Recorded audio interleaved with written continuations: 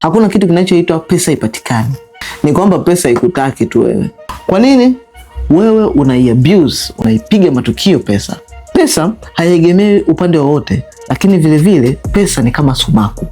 Na inaelekea kwa watu ambao inahisi iko salama ikiwa pamoja nao. Sio watu ambao wako desperate, sio watu ambao wanaikaika. Safe, sehemu salama. Kwanza una overspend, unatumia matumizi makubwa na mabaya pesa yako ndogo. Pili, una undercharge. Unachaji gharama ndogo kwa huduma ambayo ni kubwa kwa sababu tu una desperation ya kupata pesa. Hilo ni tatizo lako la mfumo wako wa fahamu.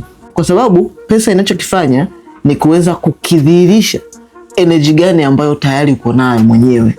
Kama unapapana kuparuka, hauko smart, hauna utulivu wa akili, utafukuza mbali baraka zote ambazo kila siku unakuwa ukiziomba. Sio kwamba watu wenye pesa ni smart sana kukuliko wewe, ila ni watulivu. Hawafanyi maamuzi kutokana na jambo jinsi linavyokuja, wala hawahitaji kufanya jambo ili mtu mwingine awaprove kwamba kweli wao wana pesa. Wanaweza kuvumilia wakati wa tension, wakabeba riski, wakahendo hali ya kuwa na utulivu na kuibeba ndoto yao kwa muda mrefu bila kuiharibu. Ndio maana wanaweza kukaa na pesa, kwa sababu pesa hairespondi kwa kuwa na matamanio, ina respondi kwa kuwa na uwezo binafsi. Kama unataka pesa nyingi, sio tu kufanya kazi kwa bidii, bali hakikisha unaweza kudhibiti hisia zako.